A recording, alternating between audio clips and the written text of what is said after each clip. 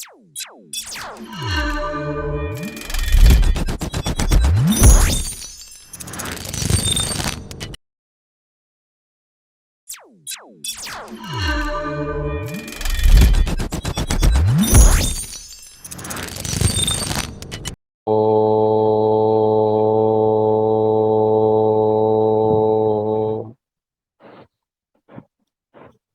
ஸ்ரீ பரமஹம்ச சுந்தரானந்த மகரிஷி சர்க்குருவை பொன்னடி திருவடிகளை தொற்று வணங்கி இன்று நாம் திருவாசகத்தினுடைய அடுத்த பதிவினை இங்கே நாம் காண இருக்கின்றோம். குருவாழ்க, குருவே துணை, குருவே சரணம், எல்லா உயிர்களும் இன்புற்று வாழ்க. திருச்சிற்றம்பலம், திருச்சிற்றம்பலம், திருச்சிற்றம்பலம். சென்ற வாரத்தில் நம்ம திருவாசகத்துடைய அழகும் ஞானமும் என்ற தலைப்பில் கொஞ்சம் நம்ம பார்த்தோம். அதனுடைய தொடர்ச்சி தான் இந்த பதிவு. விதிதான் வாழ்க்கை என்றால் இறைவன் எதற்காக? ஒருத்தன் அரசனா பிறக்கிறான், செல்வந்தனா பிறக்கிறான், ஏழையா பிறக்கிறான், ஆரோக்கியம் இல்லாமல் பிறக்கிறான், தரித்திரனா பிறக்கிறான். யாருடைய கையிலும் இது இல்லை, இருக்கா? இல்லையே. அவரவர்கள் செய்த முன்முனை பயனால அத்தகைய பிறகு வாய்க்கிறதுன்னு சொல்வது சைவ சித்தாந்தம். வாழ்வில ஒருவருக்கு எது எப்போது நடைபெறும் என்பது முன்பே விதிக்கப்பட்டு விட்டது என்ன அப்படின்னு சொன்னா, அப்ப மனித முயற்சியும் உழைப்பும் எதற்கு? இறை வழிபாடு கூட எதற்கு? இந்த கேள்விக்கெல்லாம் விடை நம்மளுக்கு இருக்கா? எத்தனையோ இந்த கேள்விகள், நம்மளுடைய முயற்சிகள் எடுக்கிறோம். மூன்றாவது திருவடியை பார்க்க முடியல, உயிரை பார்க்க முடியல, உயிருக்குள்ள இருக்க இறைவனை பார்க்க முடியல. ஆனாலும் நம்ம சோர்ந்து போயிடுறோமா? முயற்சி எடுத்துக்கிட்டே இருக்கமே. அப்ப இந்த முயற்சி எடுத்துக்கிட்டே இருந்தோம்னா, இப்படி உழைச்சிக்கிட்டே இருந்தோம்னா நம்மளுக்கு பலன் கிடைக்குமா, கிடைக்காதா? அதுக்கெல்லாம் திருவாசகம் பதில் சொல்லுது. ஒருவருக்கு மிக மோசமான சூழலில் பிறப்பு அமைவது அவருடைய முன்ஜென்ம வினைப்பயன்.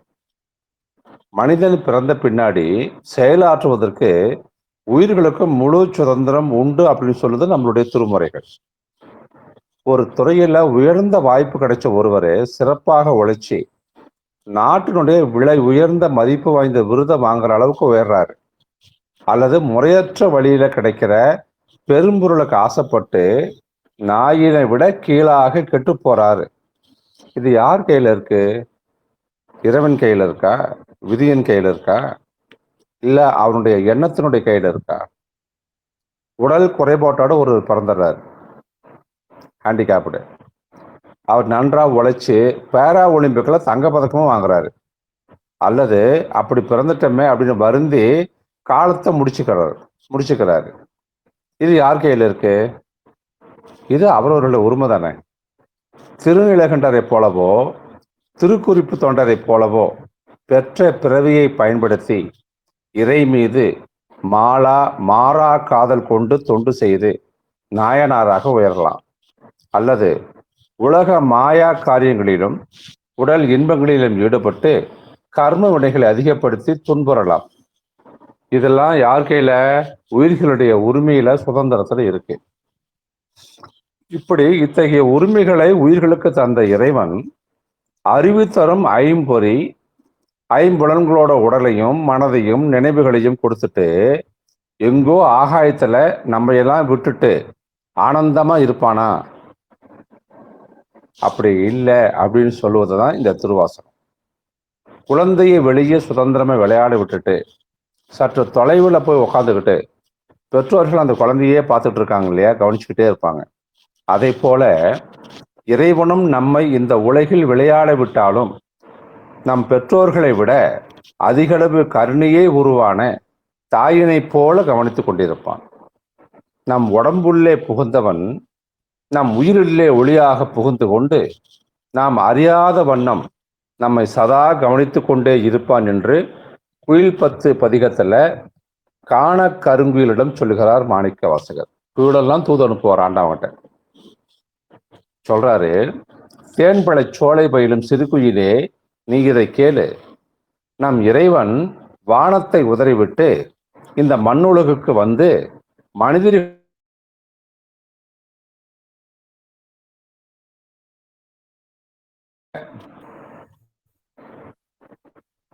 ஞானமும் கல்வியும் பெற வேண்டுமே என்ற கருணையால் இவர்களின் ஊன் உடம்பில் கலந்து மறைந்து வாழுகின்ற இறைவனை நான் சற்றே தேடத் தொடங்கினேன். அப்படி தேடத் தொடங்கியதும் கருணையால் அன்பு பொங்க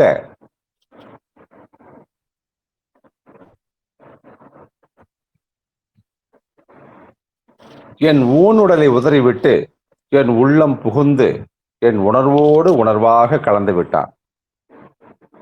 மானின் பார்வையிலும் இனிமையான பார்வையுடைய உமாதேவியின் மணாளனை என்னிடம் வரச் சொல்லி கூவுவாயாக என்று குயிலை தூது விடுகின்ற அழகு இருக்குது பாருங்க அந்த திருவாசகத்துல.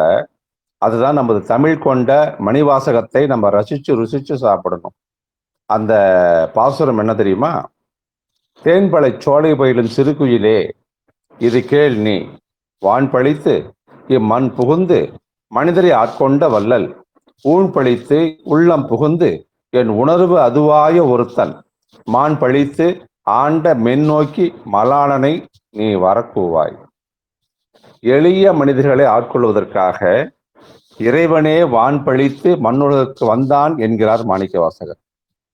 நாம் பணக்காரனாக, அறிஞராக, பெரிய அரசாங்க அதிகாரியாக, கல்வியில் சிறந்த பெருமானாக, ஞானிகளாக, ஆசிரியர்களாக, அர்ச்சகர்களாக, பண்ணையாராக, வேத விற்பனராக, இன்னும் எதுவோ இருக்கிறோம், எதுவாகவே இருக்கிறோம். ஆனால் நாமெல்லாம் மனிதராக இல்லை.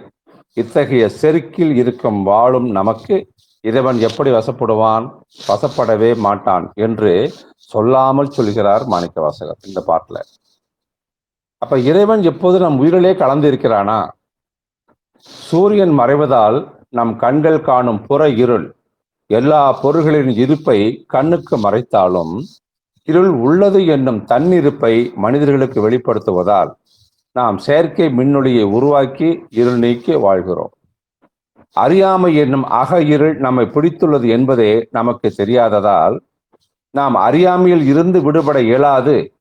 நம்மிடம் பெருங்கருணை கொண்ட இறைவன் நம்மை பிடித்த அறியாமை என்னும் அக இருளை நீக்க கண் முதலிய அறிவு கருவிகளுடன் கூடிய உடல் கருவிகளை தருவதால் நல்வினை தீவினை செய்து அதன் பலன்களை பெறுவதன் மூலம் நாமே நம்மை அறிகிறோம்.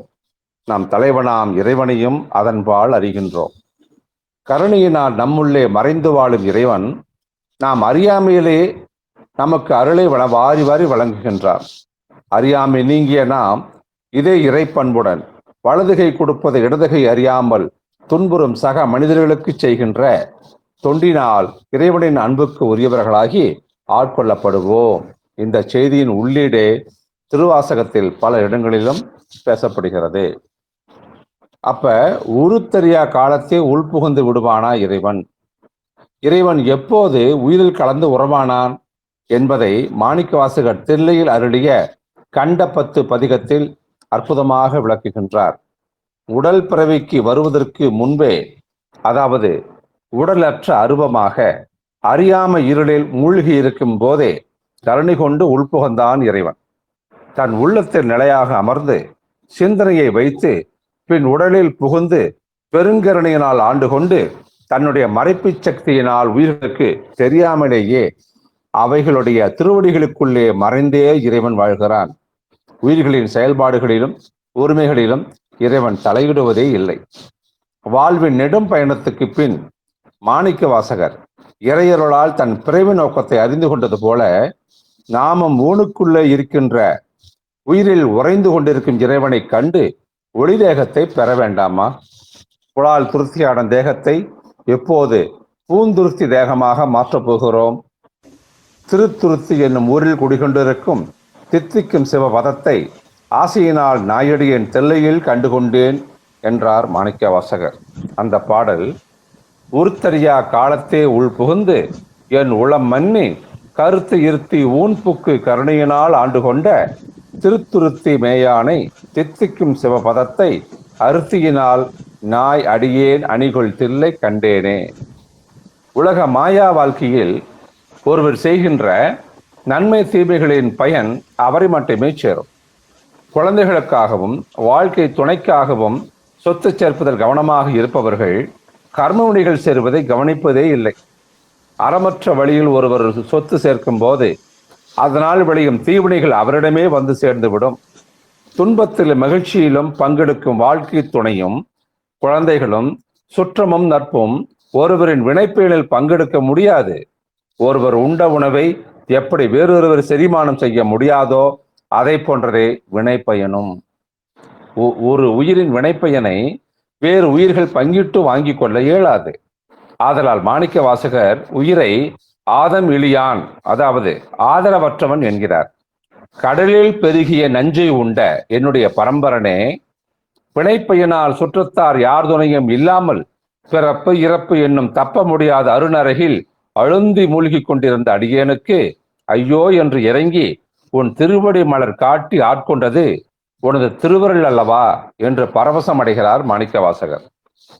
அந்த பாசுரம், ஆதமிழி யான் பிறப்பு இறப்பு என்னும் அருணரகில் ஆர்தமரும் இன்றியே அழுந்து வேர்க்கு ஆ ஆ என்று ஓதம் மழி நஞ்சு உண்ட உடையானே, அடியேற்கு உன் பாதமலர் காட்டிய ஆறு அன்றே எம் பரம்பரனே. இங்கு பெருமான் மிகவும் துன்பமுடைய பிறப்பு இருப்புகளையே நரகம் என்று கூறுகிறார். அழிக்க வந்த நஞ்சை தான் உண்டு தேவர்களை காத்ததைப் போல பிறவியாக நரகத்தில் விழுந்து அழுந்துகின்ற என்னையும் அவனின் பொன்னடி திருவடியை காட்டி காத்ததே உன் திருவருளே என்று வியக்கின்றார். இது திருவாசகத்தினுடைய மற்றொரு அழகு. இறைவன் நுண்மையிலும் நுண்ணியனா, இறைவன் நுண்மையிலும் நுண்ணியனா. எல்லாம் வல்ல இறைவன் இந்த பிரபஞ்சத்தில் மிக பெரிதினும் மிக பெரியவனாகியும் மிக மிக சிறியதை காட்டிலும் நுண்ணியனாகவும் உள்ளதையும் ஒரு நொடியில் உணர்ந்து கொண்ட மாணிக்க வாசகர் தம்முடைய அனுபவ காட்சியை அற்புதமாக அறிவியல் சொல் வளமையால் நமக்கு விளக்குகின்றார். இறையறலால் இறைக்காட்சி வசப்பட்டதன் விளைவாக இறைவிடம் தொடர்ந்து விரிவடையும் இந்த பிரபஞ்சத்தில் உள்ள எண்ணற்ற கோடிக்கணக்கான உருண்டை வடிவ மிக பெரிய பெருங்கோள்களும் உள்ளும் புறமுமாக ஒரே நேரத்தில் அவர் கண்களுக்கு புலப்பட்டதால் இரண்டையும் ஒப்பிட்டு காட்சிப்படுத்த மாணிக்க வாசகரின் அறிவியல் சொல்லாடல்கள் நம்மை மீள முடியாத வியப்பில் ஆழ்த்தி விடுகின்றன. எவர் எக்ஸ்பாண்டிங் யூனிவர்ஸ் வித் இன்னூமரல் கேலக்சிஸ் அப்படின்னு ஆங்கிலத்தில் சொல்றாங்க. இதை இந்த அண்டப்பகுதிங்கிற அந்த பாட்டை தான், பதிகத்தை தான் வள்ளல் பெருமான் அந்த ஓலைச்சுவடைய நம்ம தலைப்பாகைக்குள்ளேயே வச்சுட்டு இருப்பாராம், தலைக்குள்ளேயே வச்சுட்டு இருப்பாராம். இப்படி ஒரு செய்தி நம்மளுக்கு உண்டு. நாம் காணுகின்ற மாபெரும் கோள்கள் அண்ட பேருடையின் விளைவாக காணும் பருப்பொருளாக உருவாகும் முன்பு எல்லையற்ற அடர்த்தியும் வெப்பமும் உடைய காண இயலாத நுண்ணிய நிலையில், அதாவது சூக்குமத்துல இயற்பியல் விதிகளுக்குள் வந்திராத பகுதியாக இருந்தது. இத்தகைய காண இயலாத அன்னத்திற்கும் அனைத்திற்கும் தோற்றுவாயான அந்த சூக்கும பகுதியை, அதாவது அந்த நுண்ணிய பகுதியை மாயை என்று சைவ சித்தாந்தம் சொல்லுது. மாயை என்னும் மூலப்பொருளில் அணுநிலைக்கு முன்பு இயற்பியல் விதிகளுக்கு உட்படாத காண இயலாத இத்தகைய பகுதிகளும் கருந்துளைகளும் எப்போதுமே உண்டு. கோள்கள் ஒன்றையொன்று மோதிக்கொள்ளாமல் அவையவற்றின் நியம பாதையில் இயற்பியல் விதிகளின்படி இயங்கும் இந்த பிரபஞ்ச பகுதியை அண்டம் என்று சொல்லாமல் அண்ட பகுதி என்று மிகச் சரியாக பெயரிட்டு அழைக்கும் மாணிக்க வாசகருடைய நுண்ணறிவை நம்மால் பாராட்டாமல் இருக்க முடியவில்லை. அவர் இறைவனிடம் பெற்ற வாளறிவு என்னும் முற்றறிவை கண்டு வியந்தல்களை வியந்துதான் நாம் போகின்றோம். காணும் நிலையில் உள்ள பொருள்கள் அனைத்திற்கும் பெரிய மாபெரும் கோள்கள் இறைவனை ஒப்பிடும் போது சிறிய அணுக்கள் போன்று காட்சியளிப்பதால் இறைவன் மிக பெரியவன் என்று நிறுவுகிறார் மாணிக்க வாசகர். இனி பெரிதினும் பெரிதான இறைவனை தரிசித்த நாம் நுண்மையிலும் நுண்ணியனான நானோ ஆஃப் ஆல் அதர் நானோஸ் உள்ள இறைவனின் தரிசனத்தை காணலாம். வேதியன் தொகையுடன் மாளவன் மிகுதியும் தோற்றமும் சிறப்பும் ஈற்றோடு புணரிய மாப்பேர் ஊழியும் நீக்கமும் நிலையும் சூக்கமொடு தோளத்து சூறை மாறுதத்து எரியது வழியில் கொட்க பயர்க்கும் குழகன். அண்ட பகுதியில 7வது பாடல். 1968 முதல்ல 1995 வரைக்கும் ஹீபலே, Stephen Hawkings, Robert Penrose, Ellis, David சிரம் போன்ற அறிவியலாளர்கள் அவர்களுடைய கண்டுபிடிப்புகளால் அனைத்து கோள்களும் விண்மீன்களும் அவற்றின் கால முடிவில் காண இயலாத பழைய நுண்ணிய நிலையை மீண்டும் அடையும் என்பதும் அறிவியல் பூர்வமாக நிரூபிக்கப்பட்டிருக்கிறது இவங்க சொல்றாங்க.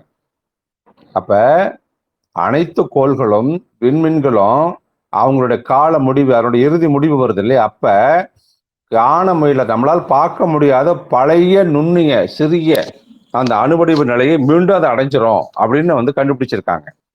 பரமாணு என்னும் கடவுள் துகள் குறித்த கோட்பாடும் தற்போது நமக்கு கிடைக்கின்றது. அதாவது காடு பார்ட்டிகள் சொல்றது. கடவுள் அணுவடிவானவர் என்று சொல்வது. பரமாணு பரமாணு.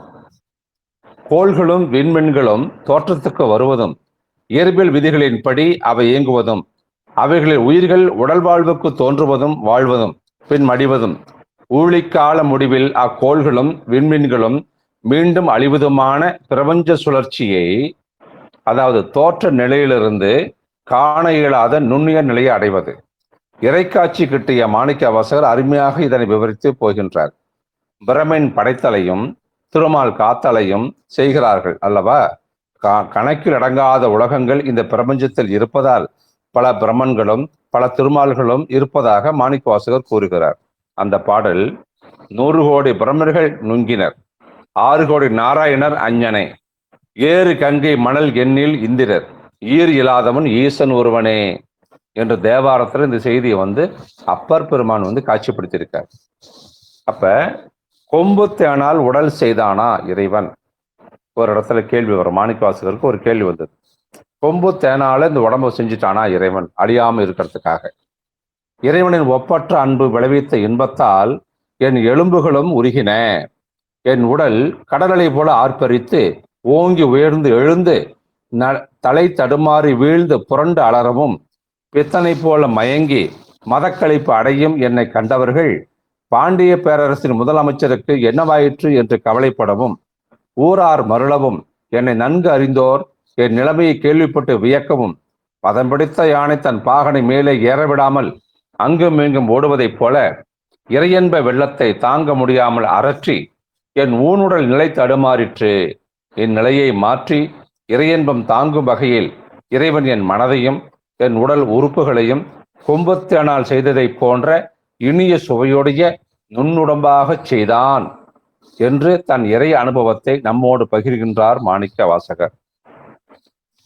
அதுவும் இந்த அண்ட பகுதியில தான் இருக்கு. திருவண்ட பகுதியில உளையா அன்பு என்பு உருக ஓலமிட்டு அலைகடல் திரையின் ஆர்த்து ஆர்த்து ஓங்கி தலை தடுமாறா வீழ்ந்து புரண்டு அலறி பித்தரின் மயங்கி மத்தரின் மதித்து நாட்டவர் மருளவும் கேட்டவர் வியப்பவும் கடற்களிர் ஏற்றா தடம் பெருமதத்தின் ஆற்றேன் ஆக அவயவம் சுவைதரு கோல் தேன் கொண்டு செய்தனன். அப்ப அந்த பேரின்பம் கொடுக்கின்ற பரவச நிலை எது என்ற கேள்வி நமக்கு வரும் இல்லையா? அவர் என்ன பரவசம் அடைஞ்சதுனால இந்த அனுபவங்கள் அவருக்கு கிடைச்சது? அறிவதற்கு அரிய இறைவன் உள்ளங்கை நெல்லிக்கனி போல எனக்கு எளியவன் ஆனான். என் இறை அனுபவத்தை சொல்லால் விளக்க முடியாமல் தவிக்கிறேன். இறைவா நீ வாழ்க. முதலமைச்சராக வந்த என்னை நீ இவ்விதம் பேரின்ப வெள்ளத்தில் இருக்கச் செய்ததை இன்னது என்றும் நான் அறியேனே. நாயேனாகிய நான் இந்த இன்பத்துக்கு தகுதியுடையவன் அல்லேன். இறையன்பத்தால் நான் எனது என்னும் பேதங்கள் செத்து ஒளிந்தன. ஒன்றுக்கும் மற்ற அடியேனுக்கு இறைவன் அருளியது எதற்காக என்று அறியேன். இறையன்பத்தை எவ்வளவுதான் பருகினாலும் விழுங்கினாலும் ஆறா வேட்கையுடன் பொறுக்க மாட்டாமல் உள்ளேன் என்று பேரின்ப பரவசத்தின் நிலையை நமக்கு காட்டுகிறார் பெருமான். தடக்கையின் நெல்லிக்கனி எனக்கு ஆயினன், சொல்லுவதை அறியேன் வாழி முறையோ, தரியேன் நாயேன் தான் எனச் செய்து தெரியேன். செத்தேன் அடியேற்கு அருளியது அறியேன், பருகியும் ஆறேன் விழுங்கியும் ஒல்லகில்லேன். இப்படி இறைவன் கொம்புத்தனால் தன் உடம்பு செய்யணும் அப்படிங்கிற ஒரு விண்ணப்பத்தை வச்சவர். அப்ப அன்பால் இந்த உடல் அமைக்க மாட்டானன்ற ஒரு கேள்வியும் அவருக்குள்ள வருது. இது எப்படின்னா, சொல்லால் எடுத்து காட்ட முடியாத இறை பேரின்ப அமுதம் என் உடம்பின் மயிர்கால்கள் தோறும் தேக்கி நிறைத்தான். நாய் போன்ற என் உடல் உள்ளேயே தன் இருப்பிடத்தை அமைத்துக் கொண்டான். என் உள்ளிருந்து இனிய தேன் கொண்டு பாய்ச்சி நிரப்பிய அற்புதமான அமுதங்கள் கசிந்து ஒவ்வொரு எலும்பின் சிறு சிறு துளைகள் தோறும் ஏறும்படி செய்தான் இறைவன். அன்பால் இடைவிடாமல் உருகும் என் உள்ளத்தையே மூலப்பொருளாக கொண்டு ஓர் உருவம் செய்து அங்கு அன்பால் செறிந்து ஊறு முடலை எனக்கு அமைத்தான். நன்கு விளைந்து முற்றிய கரும்பையும் பிளாங்கனியையும் வயிறார உண்ட இன்பத்தில் திளைத்திருக்கின்ற ஆண் யானையைப் போல என்னையும் பேரின்பத்தில் என்றும் இருப்பதாக செய்தான். பிரம்மனும் மாலும் அறியாத எம் பெருமானின் பெருங்கருணையாம் வான்தேன் என்னிடம் கலந்ததால் அருளோடு பேரின்பமும் என்னுள்ளேயே நிறையும்படி செய்தான் என்று தன் இறை அனுபவ பேரின்ப பகிர்வை அற்புதமாக நிறைவு செய்கின்றார் மாணிக்க வாசக பெருமான். வாக்கிறந்து அமுதம் மயிர்கால் தோறும் தேக்கிடச் செய்தனன் கொடியன் ஊன்தலை குரம்பைதோறும் நாய் உடல் அகத்தே குரம்பை கொண்டு இன்தேன் பாய்த்து நிரம்பிய அற்புதமான அமுத தாரைகள் ஏற்பு துளைதோறும் ஏற்றினன். உருகுவது உள்ளம் கொண்டு ஓர் செய்து ஆங்கு எனக்கு அல்லூர் ஆக்க அமைத்தனன். ஒள்ளிய கண்ணல் கனிதேர் களிர் என கடைமுறை என்னையும் இருப்பது ஆக்கினன். என்னில் கருணை வான் தேன் கலக்க அருளோடு பரா அமுது ஆக்கினன் பரமன் மால் அறியா பெற்றியோனே. அப்ப இறை அனுபவ பேரின்பம் சொல்லால் விளக்க முடியுமா? விளக்க முடியாது. ஏனெனில் மனித உடலில் வாழும் எவருக்கும் அது வாய்ப்பதே இல்லை. வாய்த்த அருளாளர்கள் யாரும் நமக்கு சொல்லால் விளக்கியதும் இல்லை. மனித உடலிலேயே தாம் பெற்ற இறை அனுபவ பேரின்பத்தை பெரு விளக்கமாக அண்ட பகுதியில் நமக்கு தந்தார் மாணிக்க வாசகர். இந்த மாமனிதரை கொண்ட மனித குலத்துக்கு இறைநெறி வழிகாட்ட கருணை கொண்ட இறைவன் பூமியில் சில நாள் வாழ்ந்து பின் தெல்லை வருக என்று பணிக்கிறார். மாபெரும் இறை அனுபவ கண்ணை கொடுத்து விட்டு அந்த கண்ணை பிடுங்கிக் கொண்டும் போய்விட்டான் இறைவன். பிறவிலேயே பார்வையற்றவனுக்கு கண்ணை தந்த பின்பு கண்ணை பறித்தால் எவ்வளவு துன்பப்படுவான்?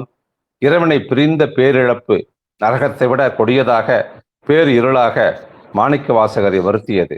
உலக வாழ்வில் உடல் சார்ந்த உலக சிற்றின்பங்கள் தம்மை விடாது துரத்தமே என்ற பெருங்கரணை மாணிக்க வாசகரை வாட்டி எடுக்க ஆரம்பித்தது. குழந்தையை நலன் கருதித்தான் பெற்றோர் தன் குழந்தையை பிரிந்து பள்ளிக்கூடத்துக்கு அனுப்புவார்கள். இறைவன் தான் ஆட்கொண்ட மாணிக்க வாசகரை பிரிந்து உலக வாழ்வு கூடத்துக்கு அனுப்பியது மனித குலத்தின் நலம் கருதியதே. மாணிக்க வாசகரை நலன் கருதி அன்று மனித குழந்தைகளின் அழுகை காலத்தில் கரைந்து மறைந்து போகும். மாணிக்க வாசக குழந்தையின் அழுகை காலத்தை வென்று எங்கும் நிறைந்து நமக்கான இறைநெறி ஆற்றுப்படை திருவாசகமாக என்றுமே நிற்கும். மார்பிலும் தோளிலும் உறவாடி தாய் தந்தை அன்பில் தோய்ந்த குழந்தை பள்ளிக்கூடம் செல்ல மாட்டேன் என்று அழுது முறையிடுகிறது அல்லவா? ஆட்கொள்ளப்பட்டு இறைவனின் பேரன்பில் தோய்ந்த மாணிக்க வாசகர் இறை இன்பத்தை தவிர்த்த உடல் வாழ்வில் தமக்கு சிறிதும் பற்றுதல் இல்லை என்றும் இவ்வுலகில் தன்னால் வாழ இயலாது என்றும் இறைவனிடம் முறையிட்டு கல் மனமும் கசிந்துருகும் வண்ணம் அழுது அரற்றுகிறார். வளாபத்து என்னும் 10 திருவாசகங்கள் திருப்பரந்துறையில் பிறந்தன. நம் ஊனையும் உயரையும் உருக்குகின்றன. நமக்கான ஆன்ம விடுதலையும் அது தந்து விடுகின்றன. இந்த பிரபஞ்சம் முழுவதும் அதற்கு அப்பாலும் நீ ஒருவனே, இறைவன் ஒருவனே பறந்தும் விரிந்தும் உள்ளும் புறமும் ஒளித்தும் வெளிப்பட்டும் இருக்கிறாய். ஆயினும் உன்னை அறிந்தவர் யாரையும் நான் காண்கிறேன். ஆகையினால் நீ என்னை ஆட்கொண்ட பின் பூளைகள் இருத்திச் சென்றதை நான் யாரிடம் சொல்லி நொந்து கொள்வது? நான் இறை பேரின்ப வாழ்வு வாழ்ந்ததை யாருக்கு எடுத்துச் சொல்வது? அப்படி நான் எடுத்துச் சொன்னாலும் அவர்களுக்கு என் நிலைமையை புரிந்து கொள்ள முடியாததாகவே இருக்கும் அல்லவா? ஏனென்றால் அவர்கள் அறிந்திராத இறை பேரின்பம் என்பதை அவர்கள் அறிந்த உலகில் இன்பங்களை காட்டித்தான் நான் விளக்க இயலும். இறை இன்பத்தின் வேட்கை அவர்கள் அறியாத ஒன்றாகையால் என் பரிதாப நிலையை உலகோர் அறிய மாட்டார்கள்.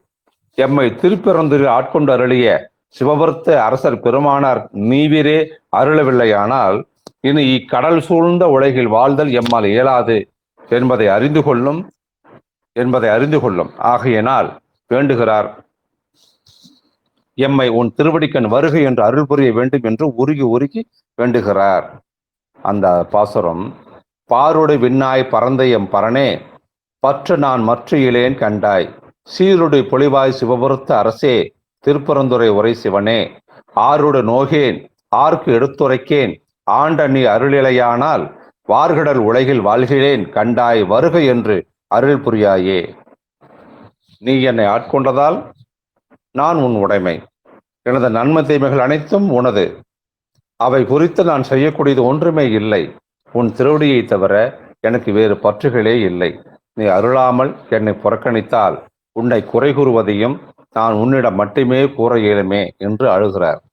மாணிக்க வாசகர் ஆண்ட நீ அருளிலையானால் ஆருடு நோகேன் ஆர்க்கெடுத்து உரைக்கேன் என்று அற்புதமாக அந்த சொல்லாடல்களை இந்த திருவாசகத்தில் பயன்படுத்தி இருக்கின்றார். வாழாப்பத்து பதிகத்தினுடைய இறுதி பாட்டுல என்ன சொல்றாருன்னா, குற்றமற்ற தொன்மையான புகழையுடைய உமையம்மையின் பங்கனே, இளங்காலையை ஊர்தியாக உடையவனே, செழுமையாகிய பிறையை அணிந்தவனே, சிவலோகநாதனே, திருப்பரந்துரை சிவனே, உன்னை அன்றி வேறொரு பற்றுக்கோடும் எனக்கு இல்லை.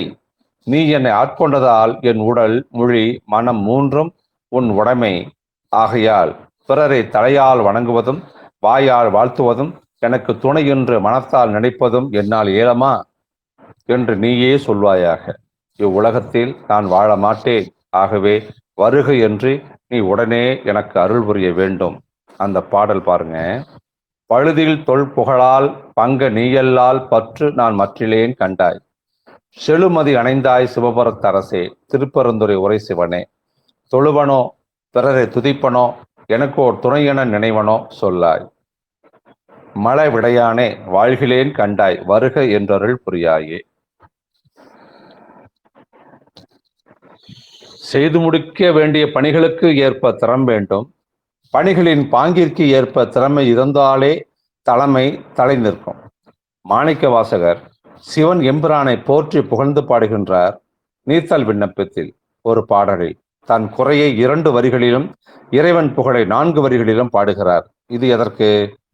பிறவி கடலை நீந்த வேண்டுமே, நீந்தி கரையேற வேண்டுமே. அதுவும் சாதாரண கடலா?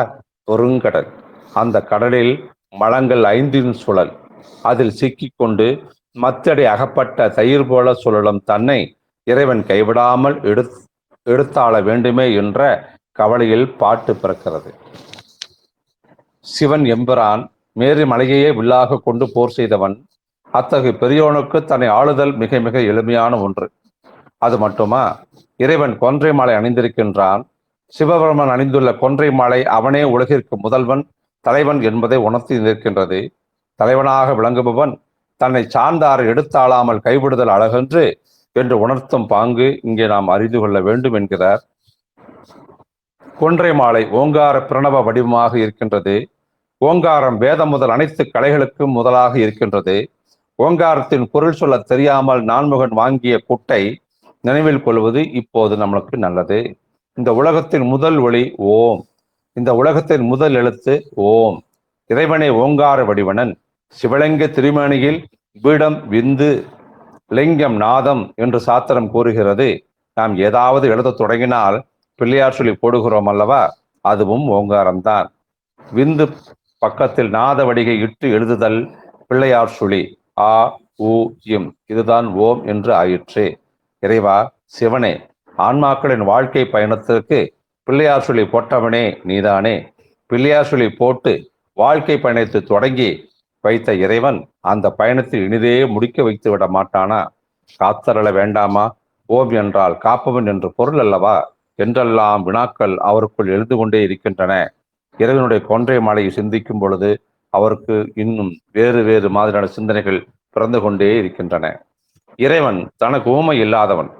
தமிழ் மறையும் தனக்கு ஊமை இல்லாதான் என்று கடவுளை போற்றுகிறது. அப்பரடிகள் ஊமன் இலி என்றார். நபிகள் நாயகமும் கடவுளுக்கு ஊமையாக ஈடாக எதையும் கூறக்கூடாது என்றார். ஆம், கடவுளே தனக்கு ஊமை இல்லாதவன். கடவுளுக்குத்தான் பிறப்பில்லை, இறப்பில்லை, வேண்டுதல் இல்லை, வேண்டாமை இல்லை, எல்லைகள் இல்லை. ஆதலால் கடவுள் தனக்கு ஊமை இல்லாதவன். தனக்கு ஊமை இல்லாதவனாக இருப்பதனால் என்னை எடுத்தாளுதல் எளிது. சிவன் எம்பிரான் தனக்கு ஊமை இல்லாதவனானாலும் மேருவை வில்லாக கொண்டவன் அல்லவா? ஆயினும் எனக்கு அவன் எளியவன். தன் அழியிற் சிறந்தவன். தாமரைக்காடு அணைய திருமேனி உடையவன் அவன். இவ்வளவு சிறப்புகளும் உடைய இறைவன் என்னை எப்படி இழுத்தாளாமல் விட்டுவிட முடியும்? நான் 5 மலைகளின் சூழலில் கிடந்து உழல்கின்றேன். கரையேறுவதை தெரியாமல் தத்தளிக்கின்றேன். ஆணவம் என்னை குருடாக்குகிறதே. இருட்டறையில் கிடத்தி இருக்கிறதே. மூளையில் முடக்கி போட்டு விட்டது. ஆன்மாவுக்கு ஆணவம் ஓர் அழுக்கு. அதனாலேயே ஆணவ மலம் என்ற வழக்கு வந்தது போலும். ஆன்மாவுக்கு ஆணவத்துடன் உள்ள சம்பந்தம் அனாதியானது. ஆணவ மலம் ஆன்மாவை சிற்றறிவு உடையதாக்குகிறது, சிறு தொழில் உடையதாக செய்கிறது. ஆன்மாவை சிறுமைத்தனம் பொருந்திய நிலையதாக்குவது ஆணவத்தின் இயல்பு. ஆன்மாக்கள் தோறும் ஆணவத்தின் பந்தம் கூடும் குறையும். இயல்பாக ஆன்மாவுக்கு அறிவு உண்டு, தொழில் உண்டு. ஆயினும் ஆன்மா ஆணவத்துடன் கலந்திருந்தாலே ஆணவம் அறிவை மறைத்துவிடும், தொழிலையும் மறைத்துவிடும். இருளடைப்பட்ட கண் ஒன்றையும் காணாது. அதுபோல இருள் மலமாகிய ஆணவத்தின் வயப்பட்ட ஆன்மாவின் நிலையும் அப்படித்தான் இருக்கும். அதனால் ஆன்மா தன்னையும் காண இயலவில்லை, தன்னுடைய தலைவனையும் உணர இயலவில்லை. இது ஆணவத்தின் மூல நிலை. ஆன்மா திருவருள் துணையால் பிறவி எடுத்து வினைகள் ஏற்றும் போது ஆன்மாவின் ஆணவம் கேடே செய்யும். ஆன்மா வினைகள் ஏற்றும் போதும் இன்ப துன்பங்களை நுகரும் போதும் நான் செய்கிறேன், நான் நுகர்கிறேன் என்று எண்ணி சிறுக்கடையவே செய்யும். இதுவே ஆணவத்தினை சார்ந்த ஆன்மாவினுடைய நிலை. ஆணவம் ஆன்மாவை இயல்பாக எப்போதுமே பற்றி இருப்பதால் இதை மூலநோய் என்று திருமறைகள் கூறும். ஆணவம் இருளினும் கொடியது. காரணம், இருள் தன்னை காட்டும், காணக்கூடிய பொருளை மறைக்கும். ஆனால் ஆணவம் தன்னையும் காட்டாது, தன் செயலையும் காட்டாது. ஆணவ சார்பினால் ஆன்மாவுக்கு அறிவு இல்லாமல் போகிறது, விருப்பமும் இல்லை, அங்கே செயலும் இல்லை. ஆன்மா இனம் கண்டுகொள்ள இயலாமல் ஒடுங்கி போய்விடும், முடங்கி கிடக்கும். ஆன்மாவுக்கு இது கேவலம். அதனால் ஆணவத்துடன் கட்டுண்டு கிடக்கும் ஆன்மாவின் நிலைமையை கேவலாபத்தை என்று மெய்கண்ட நூல்கள் கூறுகின்றன. இந்த நிலையில் சிவன் எம்பிரான் கருணையால் ஆன்மா மாயையிலிருந்து உடலையும் உலகையும் பெற்று வாழ்க்கை பயணத்தை தொடங்குகிறது. ஆணவத்தின் ஆதிக்கத்திலிருந்து ஆன்மாவை மீட்க சிவன் அந்த பரம்பொருள் மாயை கண்மம் என்று 2 கூடுதல் மலங்களை சேர்க்கின்றார். அதாவது அழுக்கு துணியை வெளுக்க உவர் மண்ணை சேர்ப்பதைப் போல மாயை கண்மங்கள் உபச்சார வழக்காலே மலம் என்று கூறப்படுகிறது. மாயை கண்மம் என்ற மலங்களுடன் சேர்க்கை கிடைத்தவுடன் ஆன்மாவுக்கு விருப்பம், ஞானம், செயல் ஆகிய 3ம் அமைந்து போய்விடும். இந்த நிலைகள் மாறி மாறி வந்து பொருந்தும். இந்த நிலையில் ஆன்மா அறிவும் தெளிவும் இல்லாமல் நிலை இல்லாதவற்றை நிலையாயின போலவும் நிலையானவற்றை நிலை இல்லாதன போலவும் எண்ணும். நல்லன தீயனவாகும், தீயன நல்லனவாகும். இது மயக்க நிலை. ஒரு மலமாகிய ஆணவத்துடன் கூட்டுநிலை இருள்மல நிலை.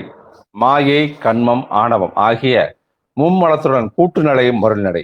இந்த நிலைமைகளில் இருந்து ஆன்மா பூரண அறிவை பொலிவுடன் விடுதலை அடைய வேண்டும். அதாவது இரவாத இன்ப அன்பு நிலையை அடைதல் வேண்டும். இந்த நிலைதான் அருள்நிலை எனப்படுவது. கர்மம் அதாவது வினை தொடர்பு ஆன்மாக்களுக்கு கிடைத்த பிறகே ஆன்மாக்கள் பிறவெடுக்கின்றன.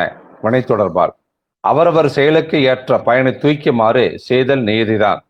தூய்த்தலினால் ஆன்மாவின் மலங்கள் கரைந்து போகும், மலங்கள் செயலெடுக்கும். ஆனால் தூய்க்கும் பொழுது, அதாவது அனுபவிக்கும் பொழுதும் நான் எனது என்ற உணர்வுடன் அனுபவித்தால் பற்றின் காரணமாக மலங்களின் பிடி இருக்கும். இதனால் செத்து புறத்தல் தொடரும். செய்யும் வினைகள் மட்டுமே பிறப்பிற்கு வித்தாகா, செய்யும் செயல்களின் நோக்கமே காரணமாக அமையும். இவ்வாறு மும்மலம் என்று பேசுவது பெரு வழக்கு. மாணிக்க வாசகர் ஐம்மலங்களில் கிடந்து உழல்வேன் என்கிறார் இந்த பாட்டில்.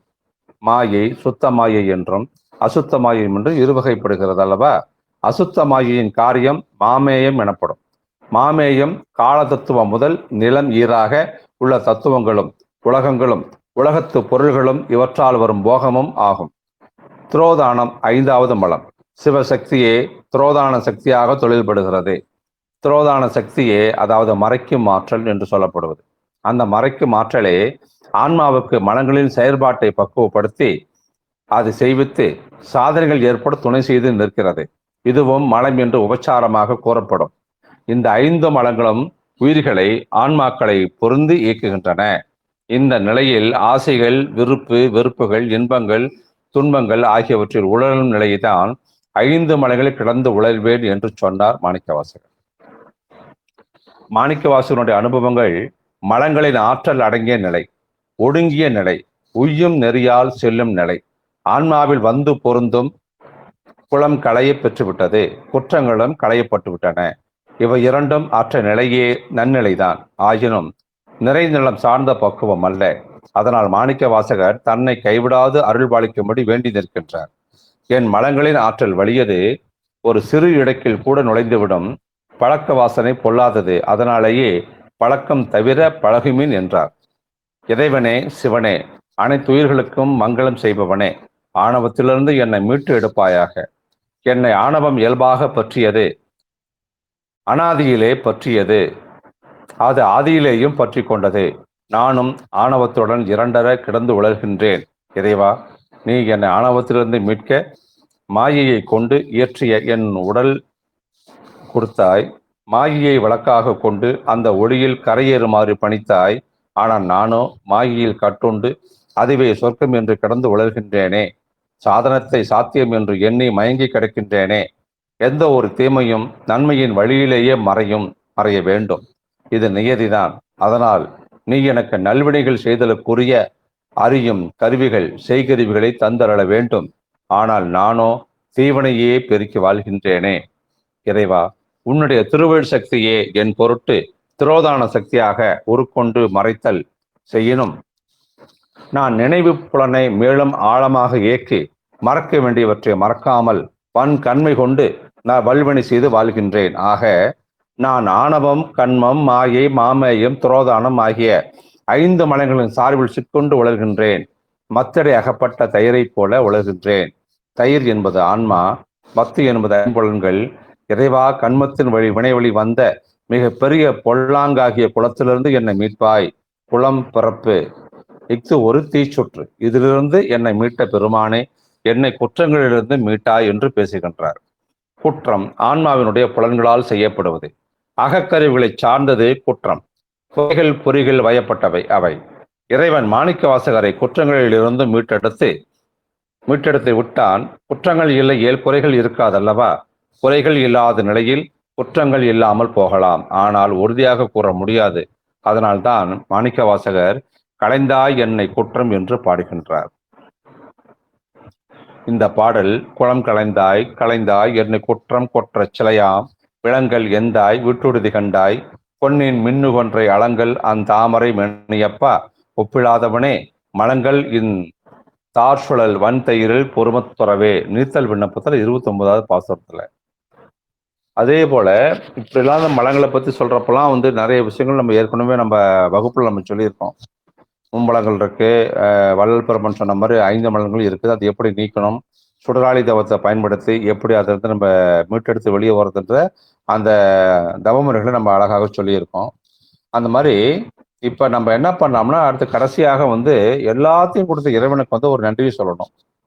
கடவுளை தமிழை போற்றி போற்றி என்ற வாழ்த்துதல் மரபு இல்லையா? போற்றி என்ற சொல்லிற்கு போற்று என்றும் பொருள் கொள்ளலாம். அந்த போற்று என்ற சொல்லுல இகர ஈற்றை வேங்கோல் என கொண்டால் போற்று என்று வரும். இதெல்லாம் இலக்கணத்துல வர விஷயம். போற்றுக என்ற சொல்லுக்கு காப்பாயக என்றுதான் பொருள். சொல்லிருக்கும் இடம் நோக்கி பொருள் கொள்ளணும். போற்றி அருளுக நின் ஆதியாம் பாதமலர் என்ற தொடரில் போற்றி என்பது வினையச்சமாக வைக்கப்படுகிறது. இறைவன் எப்பொருளுக்கும் முதலாக திகழ்பவன். வாழ் முதலே என்றும் அருள்வது காண்க. இந்த உலகத்தினுடைய அனைத்து பொருள்களுடைய ஆதியே நின் திருவடியை எமக்கு அருளுக. ஞான மெய்ப்பொருளாம் திருவடி ஞானத்தை தந்தருள்க. பிரமஞான தவத்தால் பெறப்படுகின்ற திருவடி இன்பத்தை தந்தருள்க. எம்மை காத்தருளவும் செய்க.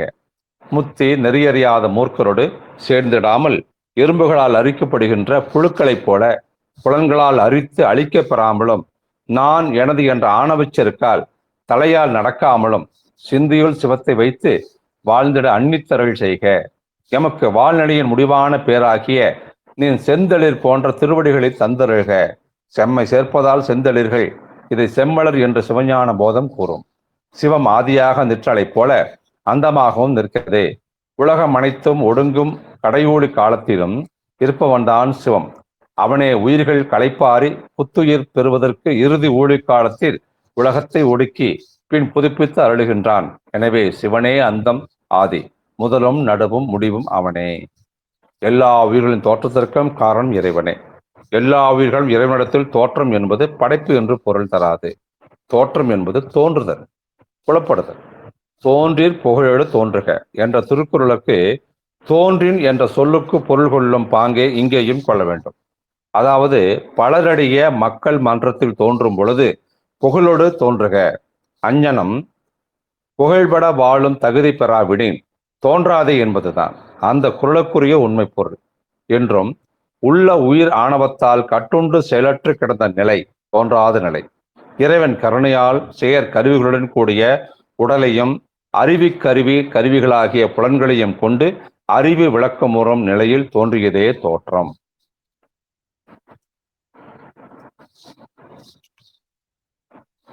எல்லா உயிர்களும் பொன்னும் பொருளும் பெற்று வாழும் வாழ்வளிப்பதால் பொற்பாதம் என்றார் மாணிக்கவாசகர். பொன்னும் மெய்ப்பொருளும் கருவானை போகமும் திருவும் புணர்ப்பானை, இது நம்பியூரார் சொன்னது.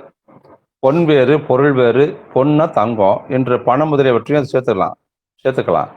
பொருள் நுகர் பொருள் உடலோடு இணைந்திருக்கக்கூடிய உயிர்களுக்கு உயிர் வாழ உணவு தேவை, மருந்து தேவை, உடை தேவை, களிப்புக்கும் மகிழ்ச்சிக்கும் உரியன தேவைதான். இவையெல்லாம் நுகர் பொருள் அல்லவா? அதான் திருவள்ளுவர் என்ன சொல்லார்? பொருள் இல்லாருக்கு இவ்வுலகு இல்லை என்றார். இங்கு பொருள் என்பது உயிர் வாழ்தலுக்கு தேவையான உணவை சொல்லுது. உண்டி கொடுத்தோர் உயிர் கொடுத்தோர் என்றும் சொல்றாங்க. ஒரு பழமொழி உண்டு இல்லையா? உணவு உயிர் ஆகாது, உணவால் உயிரை கொடுக்கவும் இயலாது. உடலில் உயிரை காத்து வைத்து வாழ்வளிப்பதுதான் உணவு. போகம், இன்பம். மாணிக்கவாசகர் போகமாம் ஆங்கலர்கள் என்று பாடுகிறார். போகம் என்பது பொருளை தரவல்லது. போகம் என்பது இன்பம். உயிர் குலத்துக்கு இன்பம் தரும் வாயில்களிடம் இன்பம் தருபவையும் பல ஆன்மாக்கள் வளர்ச்சி அடைய அடைய இன்பத் துறைகளும் மாறுகின்றது. குழந்தை பருவத்தில் தேவை விளையாட்டு பொருள்கள், இனிப்பு மிட்டாய்கள். இளமையில் தேவை கல்வி, கற்போர் வாய் கேட்டல். வாலிப பருவத்தில் காதல், இன்பம். வாலிப பருவத்தில் இன்பத் துறைகள் ஆற்றலுக்கும் தகுதிக்கும் ஏற்ப பலப்பலையாக விரிந்து கொண்டே செல்லும். சாதனை செய்தல் ஆகியவற்றுக்கும் இன்பம் காண்பார்கள். முதிர்ந்த ஆன்ம முதிர்ச்சி நிலையில் இறைவன் கடலேத்தும் இன்பத்தை இன்பமென கொள்வார்கள். இருளா பதங்கள் யாவையும் கடந்த இன்பமே என்னுடைய அன்பே என்று மாணிக்கவாசகர் எவ்வளவு அழகாக சொல்லிக்கொண்டே போவார். இறைவனுடைய திருவடிகளை கண்ணார கண்டு அடைகின்ற இன்பம்தான் இன்பம். உயிர்கள், அதாவது ஆன்மாக்கள் அடைகின்ற முடிவிலா இன்பம் திருவடி இன்பம் தான். அந்த திருவடி இன்பத்தை ஆனந்த வெள்ளம் என்று கோவையார் போற்றுகின்ற திருவடி இன்பமாகிய ஆனந்த வெள்ளம் வற்றாது முற்றாது. அந்த ஆனந்த வெள்ளத்தினை வழங்குவதே ஆனந்த கூத்தினுடைய ஆடல் கூத்து. பூங்கடல்கள் மலரின் தன்மையுடைய திருவடிகள் என்பது பொருள். மலர் மங்கள பொருள், மனமுடையது, தேன் பிளிற்றும் இயல்புடையது, மென்மையானது. ஆணவ காரிரலால் கட்டுண்டும் யான் எனது என்ற செருக்கில் சிக்கிக் கொண்டும் தலையா நடக்கும் ஆன்மாக்களை இறைவன் வன்முறையால் அணுகுவதே இல்லை. இறைவன் ஆன்மாக்கள் செய்கின்ற பிழைகளையெல்லாம் பொறுத்தாள்பவன். மேலும் பிழையெல்லாம் தவிர்த்தும் காத்து அருள்பவன். பிழைகளை பொறுத்தலிலும் பிழைகளை தவிர்த்தல் பேரறம் என்னும் நினைந்து போற்ற வேண்டிய உதவி. இறைவன் ஆன்மாக்களை ஆணவத்தின் ஆதிக்கத்திலிருந்து மெல்ல யாதொரு சுவடும் களங்கமும் கரையும் நோவும் இன்றி மீட்பதைத்தான் பைய தாளுருவி என்றார் மாணிக்கவாசகர். இந்த வார்த்தையை பாருங்க, பைய தாளுருவி என்றார் மாணிக்கவாசகர். ஆதலால் இறைவன் சிவன் ஆன்மாக்களை மென்மையாக இன்ப வெள்ளத்தில் அழுத்தி ஆட்கொள்ளப்படுவதால் இறைவனுடைய திருப்பாதங்களை திருவடிகளை பூங்குழல்கள் தான் நாம் சொல்லணும். இங்கு திருவடிகளே கடல் என்றார். வெற்றி சிலம்படித்த திருவடிகளை கடல் என்பது கூறுவது மரபு. ஆம், எம்பெருமான் சிவனின் திருவடிகளை கடல்கள் உயிர்களை ஆட்கொள்வதில் வெற்றி பெற்றவன். முப்புறம் விரித்து வெற்றி கொண்ட கடல்கள் அவனுடையது. சிவன் காலத்தை வென்று விளங்கி ஊழி முதல்வனாக நிற்பவன். ஆதலால் சிவபெருமானுடைய திருவடிகளே கடல்கள் என்று சொல்லப்படுவதற்கு முழு தகுதியாக இருக்கின்ற வாசகம். சமய நெறிய கோட்பாட்டினுடைய அடிப்படையே பலருக்கு விளங்காமல் தான் இன்னைக்கும் இருக்கு. நம்மை உயிர்களை கடவுள் படைத்தான் என்று பலரும் சொல்றோம். ஏன் சில சமயம் அப்படித்தான் எல்லாமே நம்ம சொல்லிட்டு வரோம். நம்ம, அதாவது உயிர்களை கடவுள் படைத்தான் என்பது அறிவியல் முறையிலும் கூட இசைந்து வரல. கடவுள் பரிபூரணன், குறைவில்லாத திரைவு, கோதிலாத அமுது. குறையிலிருந்து நிறை தோன்றலாம், இது பரிணாம வளர்ச்சி தான். நிறையிலிருந்து குறை தோன்றுமா? தோன்றவே தோன்றாது. ஆன்மாக்களுக்கு உள்ள குறைகளை நோக்கி கடவுள் படைத்திருப்பான் என்று சராசரி அறிவு கூட ஒத்துக்கொள்ளாது. ஆதலால் உயிர்களுக்கு பிறப்பும் இல்லை, இறப்பும் இல்லை. உயிர்கள் என்றும் உள்ளவை, எல்லா உயிர்க்கும் தோற்றமாம் என்பதற்கு பொருள் கொண்டதைப் போல மறைவாக செயலின்றி கிடந்தவை. செயலுக்குரிய கருவிகளையும் செயற்கருவிகளையும் பெற்ற இயக்கத்திற்கு வருவதே தோற்றம். ஒரு விஷயம் புரியுதுங்களா? என்ன சொல்றாரு? எல்லா உயிர்க்கும் தோற்றம். உயிர்களுக்கு பிறப்பும் இல்லை, இறப்பும் இல்லை. இந்த தேகத்துக்குத்தான் இறப்பு உண்டு, பிறப்பு உண்டு. நல்லா புரிஞ்சுக்குங்க. திருவாசகம் சொல்ல வேண்டிய உண்மை என்ன, நம்முடைய உயிராகிய அந்த ஆன்மா என்றும் இறக்காது, என்றும் பிறக்காது, என்றும் தோன்றிய விஷயம். அது இறைவனால் தோற்றுவிக்கப்பட்ட ஒரு ஆன்மா, அது ஒரு உயிர், ஒரு ஒளி திண்டது.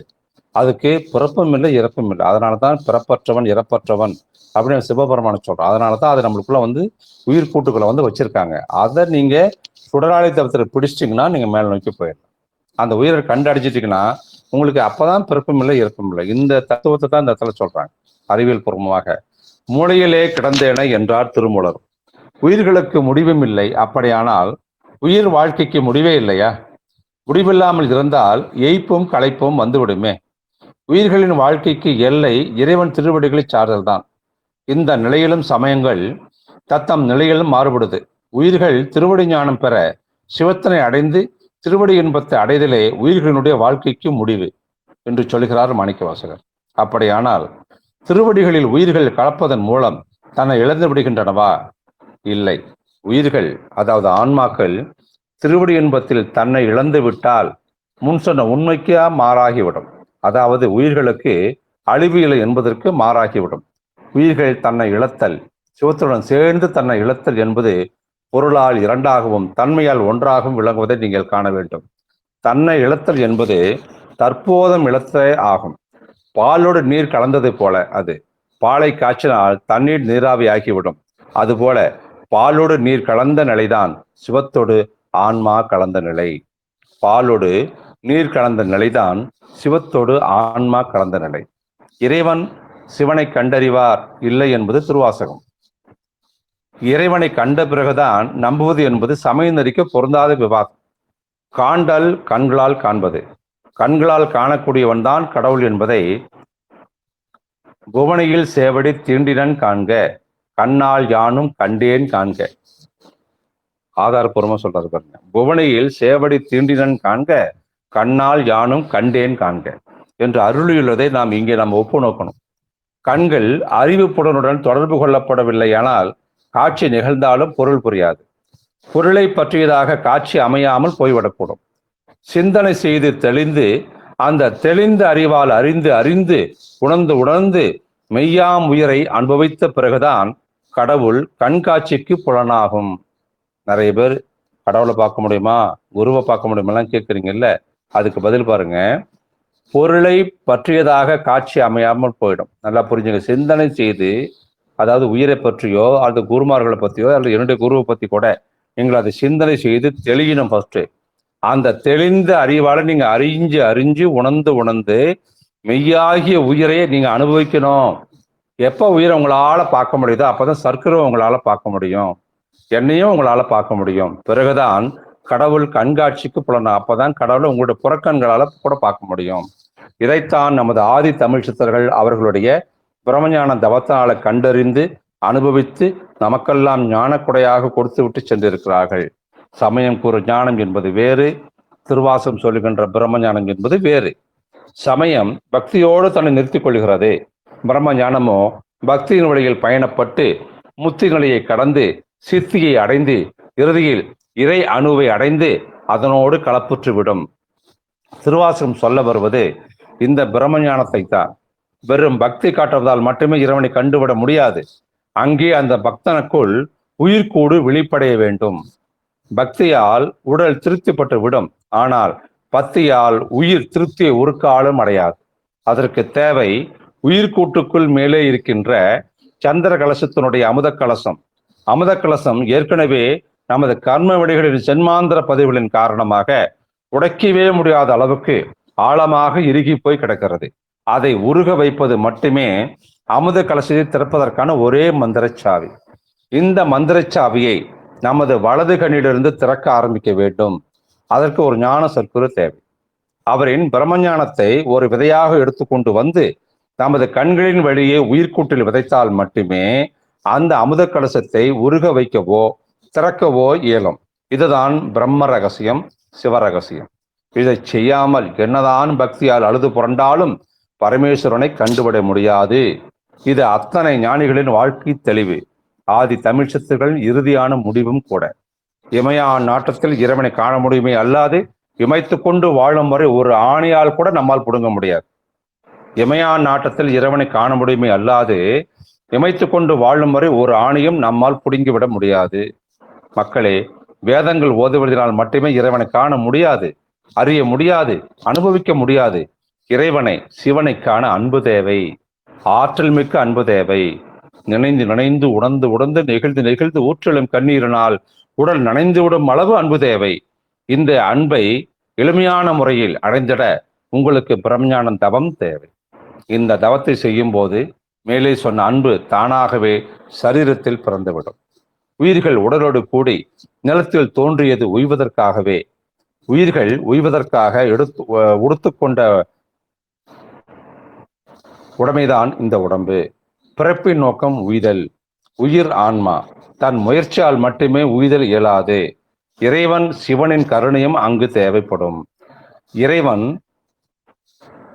உயிர்களுக்கு உய்வை அருளுகின்றான், மேன்மையை அருளுகின்றான்.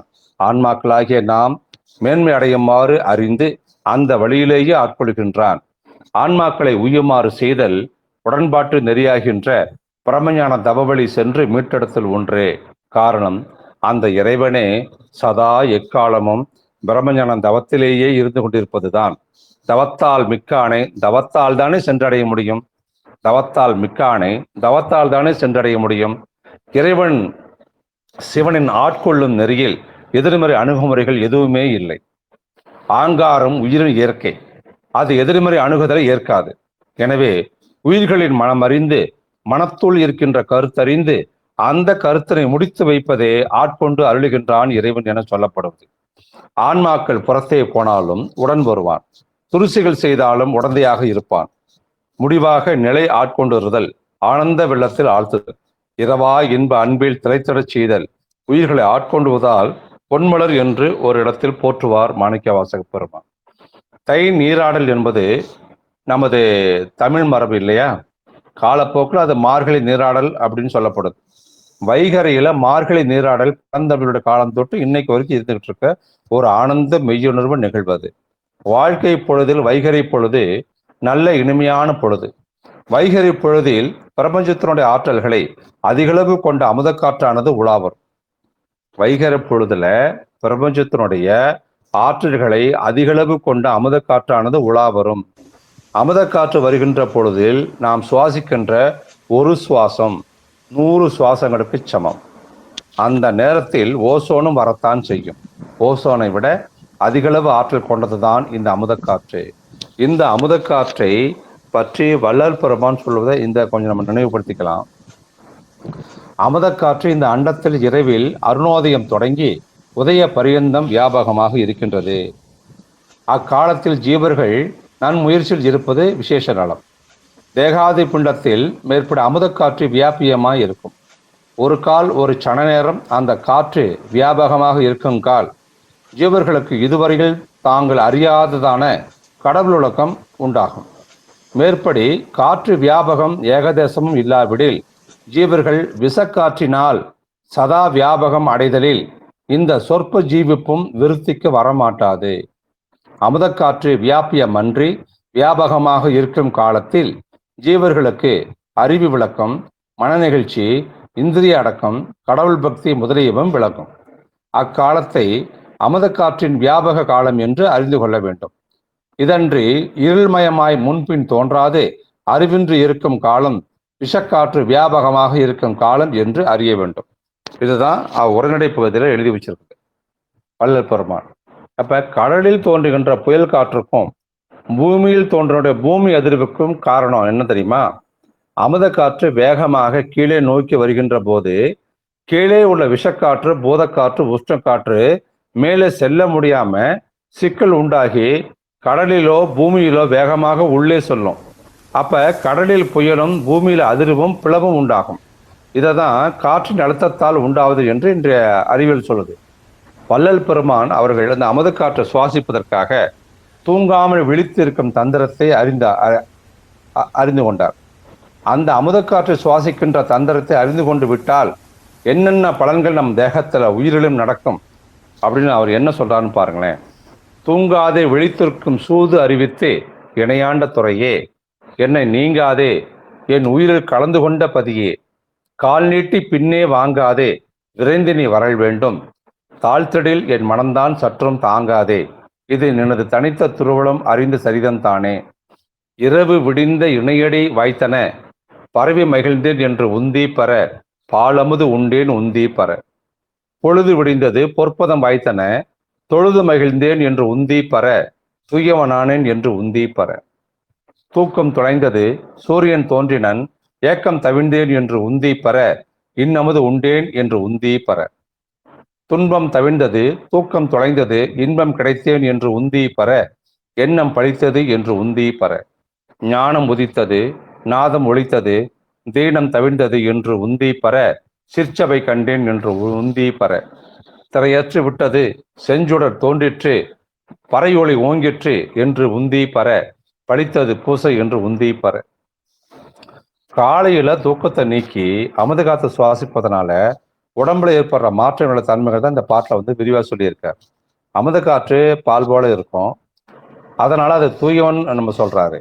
ஏக்கம் இல்லைன்னு சொல்றாரு, இன்பம் கிடைச்சிருச்சுன்னு சொல்றாரு. என் எண்ணம் பழிச்சிருச்சு, கோபம் தந்துருச்சு, ஞானம் வந்துருச்சு, நாதம் ஒழிச்சிருச்சு, ஆண்டவன் இருக்கிற சிற்சபையை பார்த்துட்டேன், மாயாத்திரைகள்லாம் விலகி போயிடுச்சு, எனக்குள்ள செஞ்சுடர் வந்து தோன்றிட்டு, ஓங்கார நாதம் ஒழிச்சுது, நான் பண்ணிய பூசை அத்தனையும் இப்ப படிச்சு போச்சு என்று ஆனந்த கூத்தாடி வானில் கலந்து அண்டங்கள் எல்லாம் கடந்து அருள் பெருவழி எல்லாம் கடந்து அற்பெருஞ்சோதியுடன் கலந்து விட்டதாக மகிழ்ச்சியை தெரியப்படுத்துறார். அமுத காற்று சுவாசித்து அனுபவித்தால் மேலும் சொல்றாரு, காலையிலே நின்றன்னை கண்டுகொண்டேன் சன்மார்க்க சாலையிலே இன்பம் தலைக்கின்றேன், ஞானமிசை சாகா வரம் பெற்றேன் தத்துவத்தில் மேல் நடிக்கும் ஏகா நினக்கடுமை ஏய்ந்து. அப்புறம் அனுபவ மலையில் என்ன சொல்றாரு பாருங்க, காலையிலே வருகுவர் என் கணவர் என்றே, காலையிலே வருகுவர் என் கணவர் என்றே நினக்கு களறினேன் நான், என்னல் அது காதில் உற்றது இலையோ, வேலை இல்லாதவள் போலே வம்பு அளக்கின்றாய் நீ, விடிந்தது நான் தனித்திருக்க வேண்டும், ஆதலினால் சோலையிலே மலர் குய்து தொடுத்து வந்தே புறத்தில் சூழ்ந்திருப்பாய் தோழி, எந்தன் துணைவர் வந்தவுடனே ஓலை உறாது யான் அவரை கலந்து அவரும் நானும் ஒன்றான பின்னர் உன்னை அழைக்கின்றேன் உவந்தே. திருவருட்பாவில் 5784வது பாடல்.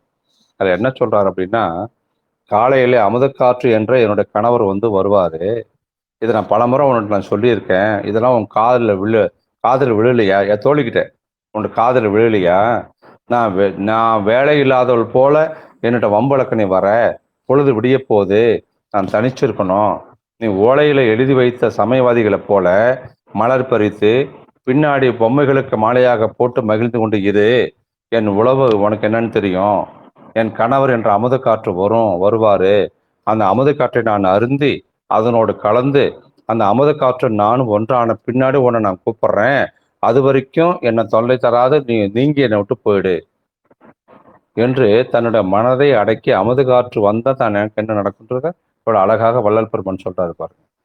இரவகத்தே கணவரோடு கலக்கின்றார் உலகர், இரவகத்தே கணவரோடு கலக்கின்றார் உலகர், இயல் அறியார் உயல் அறியார் மயல் ஒன்றே அறிவார், கரவகத்தே கல் உண்டு மயங்கி நிற்கும் தருணம் கனி கொடுத்தால் உண்டு சுவை கண்டு கழிப்பாரோ, துறவகத்தே விழுந்தார் போன்று இவர் கூடும் கலப்பில் சுகம் ஒன்றும் இல்லையடி துன்பம் அதே கண்டார், உறவகத்தே என் கணவர் காலையில் என்னுடனே ஊரு கலப்பால் ஊரு சுகம்தான் குறைப்பறிதாம் தோழி. அதாவது தோழி, இரவு காலத்துல இந்த உலக மக்கள் இந்த பெண்களோட தத்தம் கணவரோட கூடி சந்தோஷமா இருக்காங்க, ஆனா அவங்க அந்த கூட்டத்தினுடைய இயல்பையும் அதனிடத்திலிருந்து விலகின்ற இயல்பையும் அறியாம காம மயக்கத்துல ஒன்றையே அறிஞ்சு அதில் செத்து போறாங்க, அழியிறாங்க. மறைவாக கல்லுண்டு அறிவு அவங்க மயங்கி இருக்கிறாங்க இல்லையா, அந்த நேரத்துல ஒரு இனிப்பான ஒரு பழத்தை கொடுத்து இதை சாப்பிடுன்னு சொன்னா அவங்க மகிழ்ச்சி அடைவாங்களா? அடைய மாட்டாங்க இல்லையா? அதுபோல வற்றாத நீர் பொருந்திய கிணத்துல விழுந்தவர் போல இந்த உலகவர்கள் கூடும் கூட்டத்துல சுகம் ஒன்றும் இல்லை, அவர்கள் அதனால் துன்பத்தை தான் பார்த்துட்டு வராங்க.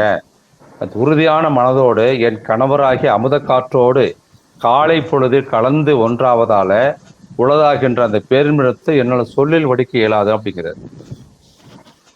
அப்ப மூச்சு சுவாசிக்கின்ற எண்ணிக்கை அடிப்படையில் தான் வாழ்நாள் கணிக்கப்படுது. இன்றைக்கு யோகங்கள் சொல்ற யோகா சாஸ்திரங்கள் இதுதான் சொல்லுது.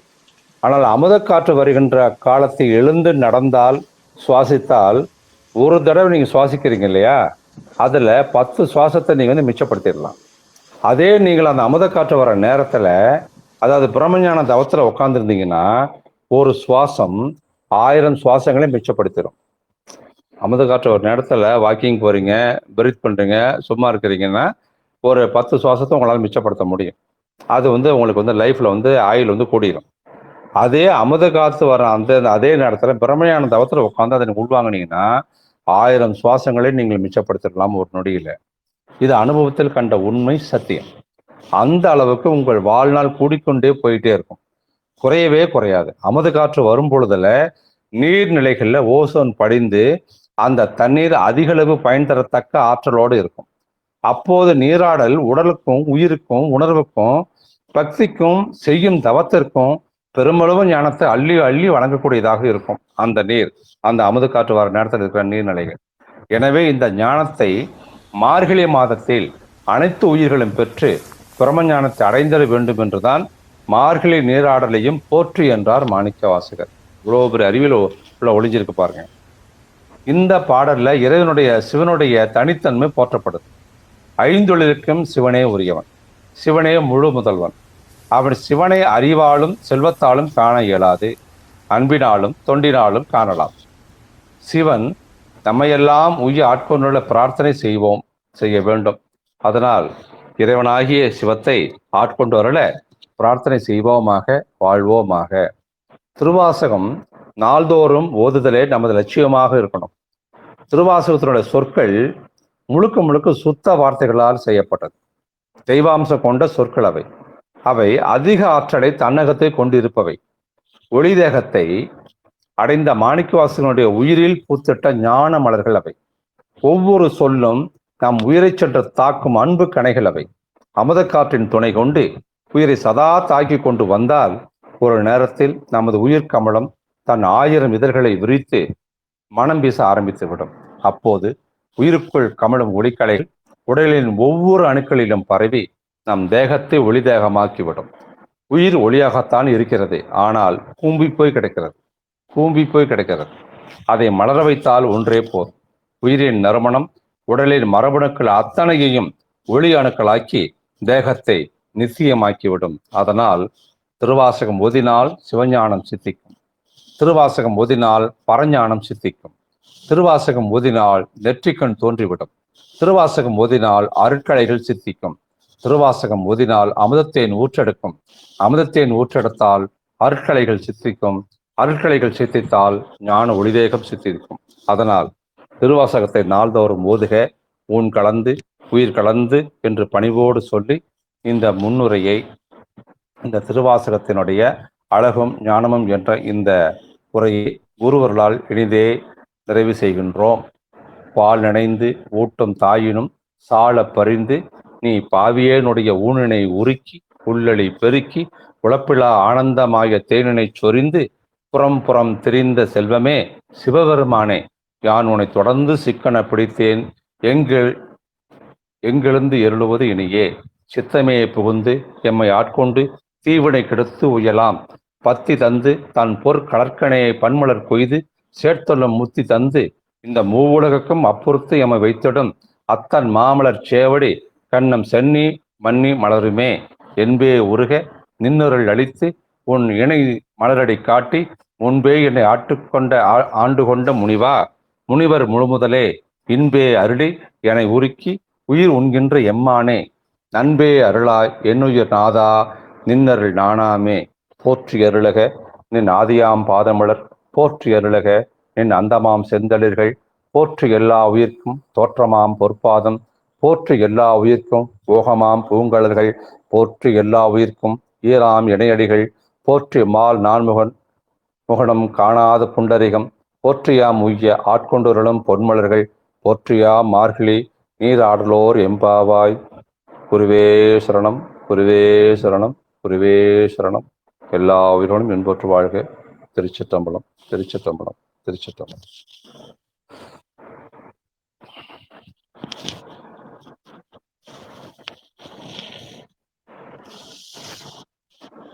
ஓ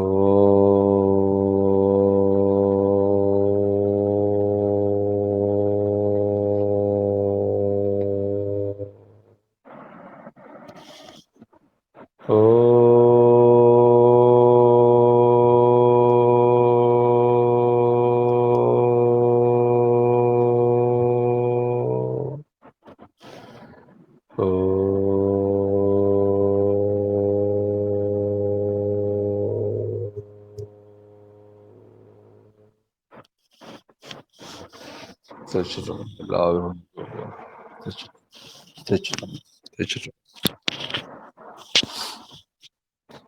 இன்றைய வகுப்பு முடிந்தது.